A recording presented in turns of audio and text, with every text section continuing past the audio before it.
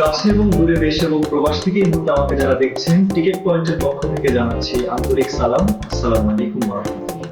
প্রিয় বন্ধুরা, আশা করছি আপনারা সকলেই ভালো আছেন। ট্রাভেল ট্রেডে কাজ করছি প্রায় 6 বছর, 7 বছর প্রায়। তো এই কাজ করতে গিয়ে, টিকেটিং করতে গিয়ে অনেক বিষয় কাস্টমারের সাথে ফেস হয়েছে।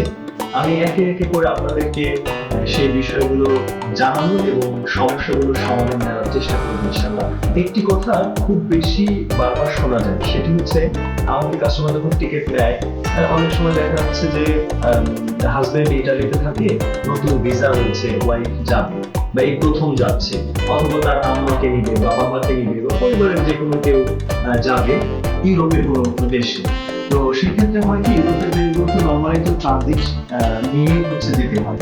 তো ট্রানজিট নিতে গেলে যদি সৌদি এয়ারলাইন্সে যায়, জেদ্দাতে ট্রানজিট, কাতার এয়ারলাইন্সে গেলে দোহাতে ট্রানজিট, এমিরেটসে গেলে দুবাইতে ট্রানজিট, টার্কিশ এয়ারলাইন্সে গেলে ইস্তানবুলে ট্রানজিট, গালফে গেলে বাহরাইনে ট্রানজিট। তো একটা ট্রানজিট নিয়েই তাদেরকে কিন্তু যেতে হয়।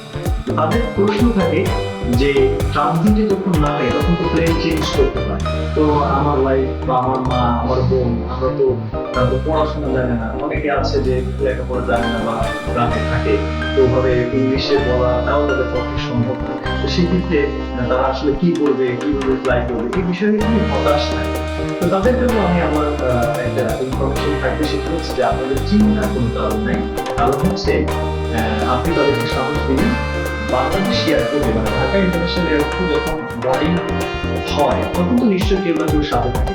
তো বোর্ডিংটা যখন করিয়ে দেওয়া হয়, বোর্ডিং করানোর পর থেকে একেবারে আপনার যদি সে ধরেন ইটালির মালপেন্সাতে যান, তো এই মালপেন্সাতে পৌঁছানো পর্যন্ত ওই এয়ারলাইন্সের রেসপন্সিবিলিটি কি করে সেই তার এই প্যাসেঞ্জারকে সেই মালপেন্সা এয়ারপোর্ট পর্যন্ত পৌঁছাবে, এটা একেবারে এয়ারলাইন্সের রেসপন্সিবিলিটি।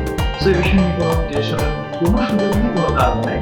ইনশাআল্লাহ সে সুস্থ হবে। আপনি শুধু ঢাকা এয়ারপোর্ট থেকে তাকে ঠিকঠাক মতো বোর্ডিংটা করানোর জন্য হেল্প করবেন, এবং তারপরের যে স্টেপগুলো, এগুলো এয়ারলাইন্স তার ওন রেসপন্সিবিলিটিতে তার কাস্টমারকে সে ডেস্টিনেশনে পৌঁছে দেবে।